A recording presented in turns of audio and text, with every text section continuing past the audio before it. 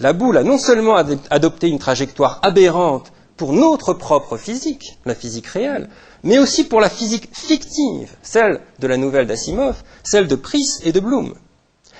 Si la nouvelle était humienne, c'est-à-dire de fiction hors science, il n'y aurait rien de plus à dire sur cet événement aberrant, une boule de billard qui transperce en plein cœur un participant, et l'intrigue nous laisserait sur notre faim. Mais heureusement, la nouvelle est une nouvelle de science-fiction, c'est-à-dire poppérienne et non humienne, et l'intrigue trouve un dénouement brillant. Car Price, dans la nouvelle, explique ce qu'il n'a pas su prévoir plus tôt, car, dit-il, il est connu pour avoir toujours réfléchi lentement. Il n'a pas prévu plus tôt qu'un objet détaché de toute gravitation ne saurait se comporter avec le calme de l'objet en apesanteur, mais se déplacer à la vitesse d'un objet sans masse, c'est-à-dire à la vitesse d'un photon, donc à la vitesse de la lumière. Et la nouvelle se clôt alors sur l'interrogation angoissée du narrateur, et si une fois dans sa vie, devant le danger de voir sa réputation ruinée sur les yeux de tous, Price avait compris ce qui allait se passer et avait pris le temps de calculer la trajectoire requise pour que la boule de billard le venge à tout jamais de son rival. Comme vous le voyez, la nouvelle fonctionne parce qu'elle est poppérienne, car elle repose sur le fait que l'événement radicalement imprévu, en fait, ne l'était pas en droit, puisqu'une loi physique pouvait l'expliquer.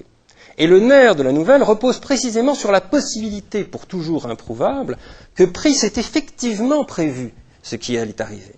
La prévision doit être en droit possible, même si peut-être ne le fut-elle pas en fait, pour que la nouvelle fonctionne, dont l'événement doit être soumis à une loi, quoique celui-ci soit tellement inédit que le soupçon devra toujours rester pur soupçon.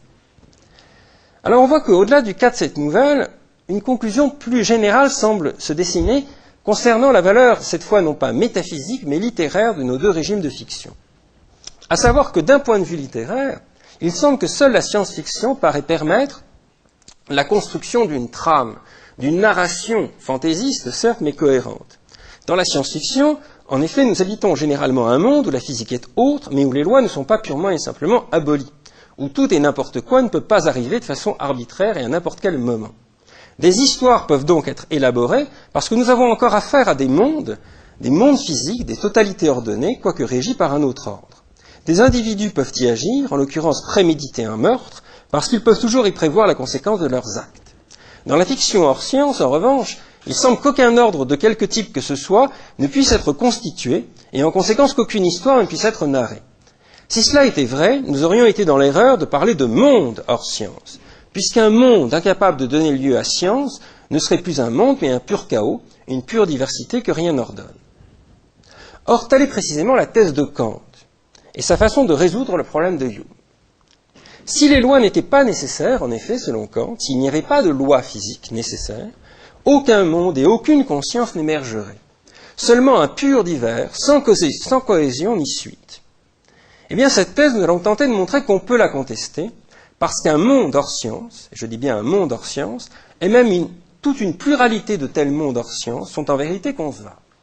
Nous allons donc tenter de légitimer tout à la fois la valeur métaphysique de ces mondes, en faisant des mondes dont on ne peut nier a priori la possibilité, mais aussi leur éventuelle valeur littéraire, en faisant le milieu possible d'une trame fictive. Et je conclurai en tentant de voir s'il n'y a pas des romans dits de SF qui s'approcheraient du genre FHS. Alors la réponse de Kant au défi humien constitue dans la critique de la raison pure, on le sait, le moment de la déduction transcendantale et plus précisément le moment de la déduction objective des catégories. Il est évidemment exclu d'en redonner ici le détail, je vais me contenter de vous en rappeler la stratégie générale. Kant entend bien légitimer notre croyance en la nécessité des lois physiques. Mais il n'entend pas le faire à la façon d'un métaphysicien spéculatif, par exemple tel que Leibniz.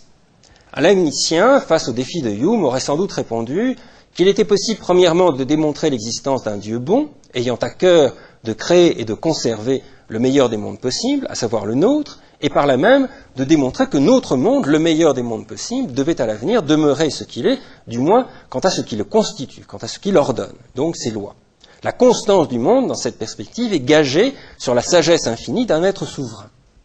Kant, on le sait bien, ne procède pas ainsi, puisqu'il récuse en général toute forme de pensée spéculative. Sa stratégie consiste bien plutôt à proposer une démonstration par l'absurde de la constance des lois physiques. On peut présenter les choses ainsi. Hume nous demande ce qui nous permet d'exclure l'éventualité des trajectoires fantaisistes des boules de billard qui nous donnent à imaginer, par suite d'une pure inconstance des lois physiques. Eh bien, le principe de la réponse kantienne peut être formulé ainsi. Cette scène que nous imaginons, cette scène des boules de billard que nous imaginons, nous ne pourrons en aucun cas la percevoir dans la réalité, parce que ce qui la rendrait possible, à savoir la contingence des lois naturelles, leur modification sans raison, eh bien cela rendrait impossible toute perception comme toute conscience d'objet. En effet, si la scène des billes humiennes est imaginable comme scène, c'est parce que le décor sur fond duquel nos billes batifolent demeure, lui, très stable.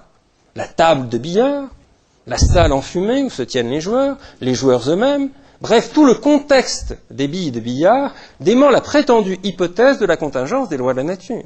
Ce contexte témoigne plus largement de la persistance d'un monde autour des billes, c'est-à-dire d'une nature qui est restée impeccablement soumise aux lois de la nature. Or, si les lois naturelles en venaient à défaillir dans le cas des billes, c'est qu'elles devraient défaillir en général, et donc que le monde lui-même s'effondrerait, et avec lui, bien sûr, toute représentation subjective de celui-ci. Si le monde n'était plus régi par des lois, la table partirait en fumée, ainsi que le contexte général, ainsi que l'observateur. En ce sens, on peut dire que, pour Kant, l'impossibilité de la perspective humienne, la fausseté de l'hypothèse de la contingence des lois de la nature, est démontrée par le fait.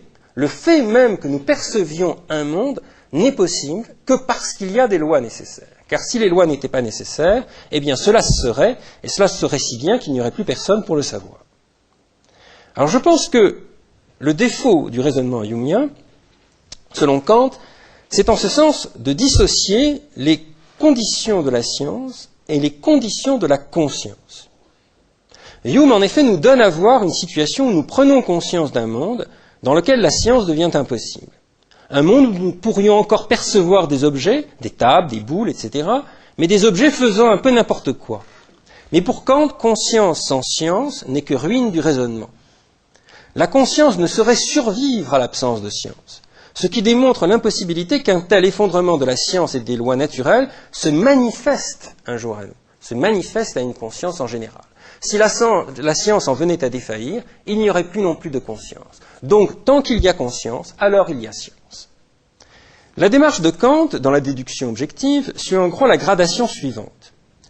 Premièrement, supposez que les lois cessent de gouverner le donné, que les objets perdent leur constance. La science deviendrait alors impossible, mais cela, nous ne pourrions jamais le percevoir, tout au plus le rêver, selon Kant. Car la différence entre la perception et le rêve, pour Kant, en passe uniquement, c'est la conséquence de son idéalisme, en passe uniquement par la différence entre les objets qui obéissent à des constances physiques et ceux qui n'y obéissent pas. La différence entre le rêve et la réalité, ce n'est pas la perception d'objets extérieurs conçus dogmatiquement comme en dehors de ma représentation. La différence entre le rêve et la réalité, c'est que la réalité obéit à des lois et le rêve non. En ce sens, si les choses naturelles cessaient d'obéir à la connexion causale, tout prendrait les allures d'un songe, et nous ne pourrions en aucun cas assurer que nous avons perçu un phénomène étrange plutôt que rêver ou fantasmer celui-ci. C'est une phase de la déduction que peut illustrer la fameuse scène onirique du cinabre dans la déduction subjective.